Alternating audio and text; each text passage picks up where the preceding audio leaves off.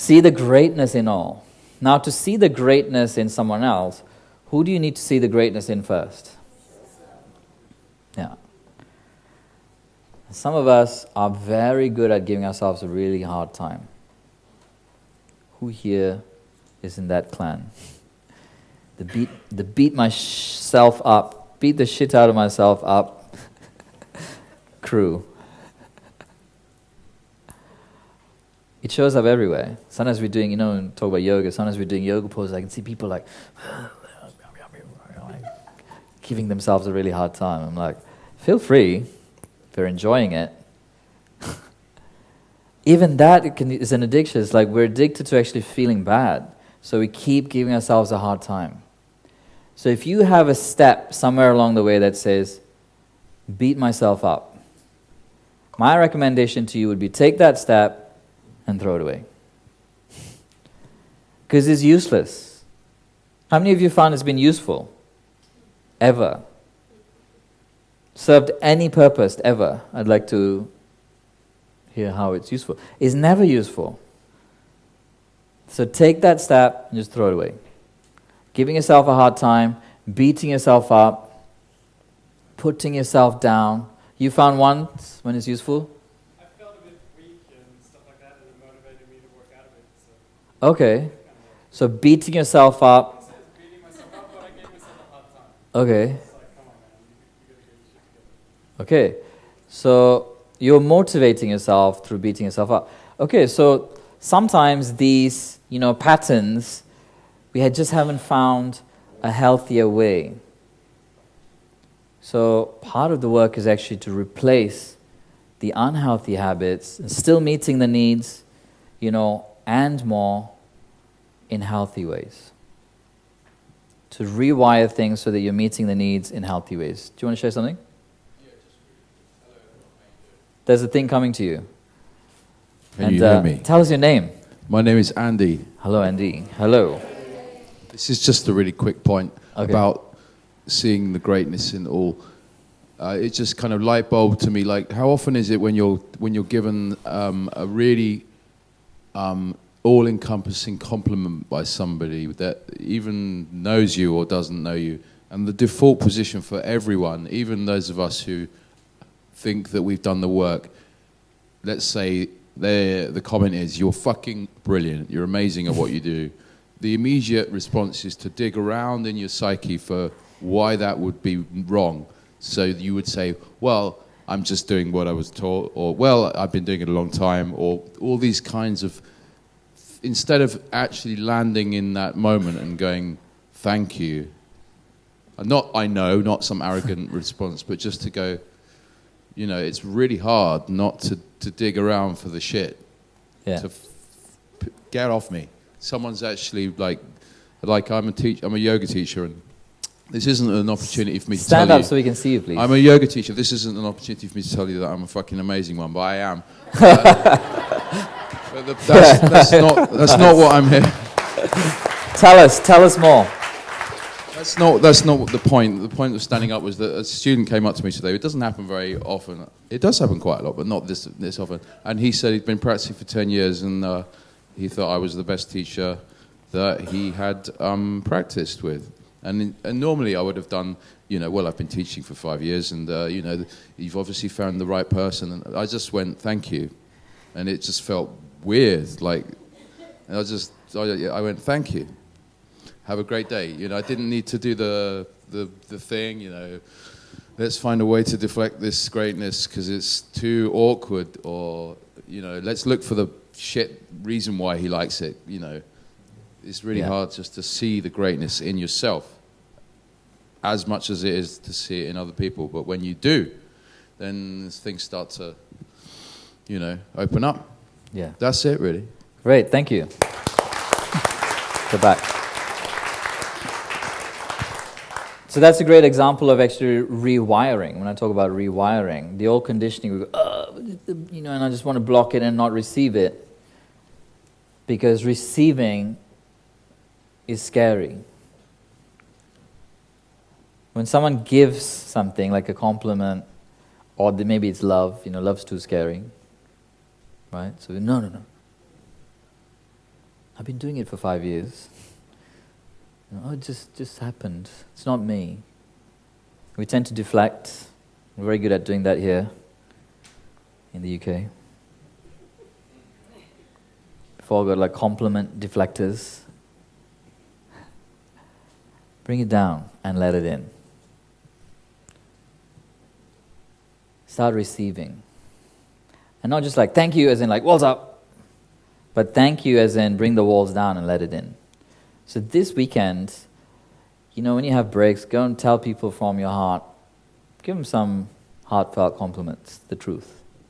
And if someone actually does that, don't be so selfish that you're going to deflect it. Let it in. Receive it. Take a moment to actually land in. And let it like a ripple effect. Let it just have its ripple effect. So it feels weird, it feels uncomfortable. Oh. Feel it. And then when that's through, feel, how good it feels to actually receive. Some of us are really good at giving. How many of you are givers? Like you give a lot, just really good at giving. Keep your hands up. And how many of you, those people who are really good at giving, you love receiving?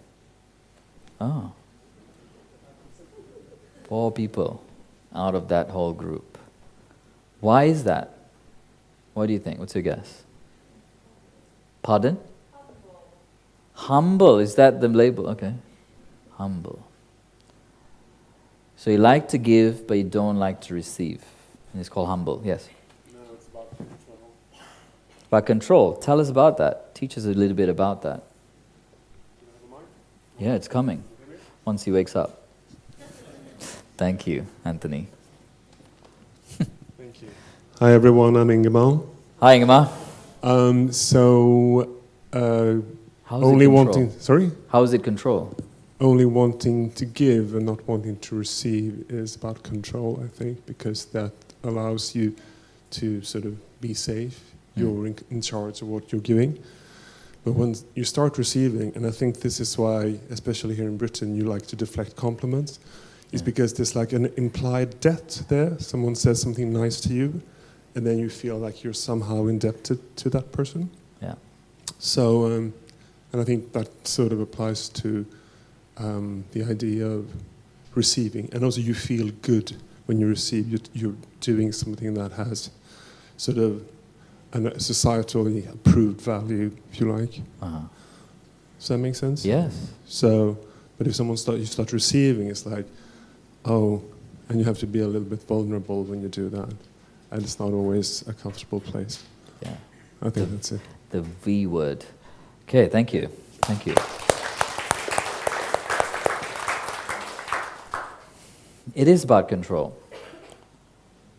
And you can call it humble, you can call it whatever you want. But giving and only hiding behind giving and never wanting to receive or not wanting to receive is about control. Because that way you get to keep the cards. And you get to hold the cards and you decide when you let in anything. And a lot of times, probably not many things go in. So that's also why, when we were doing the massage, I was kind of joking around and saying, yeah, let them, give it to them and let them receive. Because some people are very good, and a lot of hands went up. When we said giving, and I said, how many of you like to receive? 4 hands stayed up. Because it's scary. To receive means you have to open. It means, like he said, to be vulnerable. And we live in a time where there's confusion that vulnerability is weakness. It's one of the big confusions in our day and age today. Vulnerability is weakness. So we go walls up, I've got it together, keeping it together. How many of you are good at keeping it together? Or you used to be? Really good at keeping it together. Me too. But keeping it together is keeping yourself separate. Because you've got it together. You can't receive anymore. They can't contribute to you. Because you've already got it together. But the moment you start allowing yourself to be contributed to, then you can receive. And when you receive, well, there's more than what you can muster up. And it's not weakness. Vulnerability is strength. Vulnerability is strength. Not walls up. So, when Law shared and all the people that shared so far, that's them being vulnerable and open and sharing and speaking, even when, maybe they're feeling nervous, and sharing a part of them. And we all got to learn together when they shared something. So in case it's kind of a little bit confused for you, it's okay. You can change it, you can rewire it. Excuse me. Vulnerability is not weakness, vulnerability is strength. So allow yourself to feel, allow yourself to give, and more so allow yourself to receive. So to see the greatness in others is first to see the greatness in yourself. Because you can't give it to others, what you don't have. You can't give to others. I hope you enjoyed that. Remember to leave me a comment below or any questions you may have about the topic covered. And if you haven't done so yet, hit subscribe and the bell icon so you'll be the first to know when I upload my next video. Also, if you know someone who may benefit from this video, please hit share and share it with them. Lastly, I commend you for your commitment to growth and personal transformation. Here's to your epic awakened life. See you in my next video.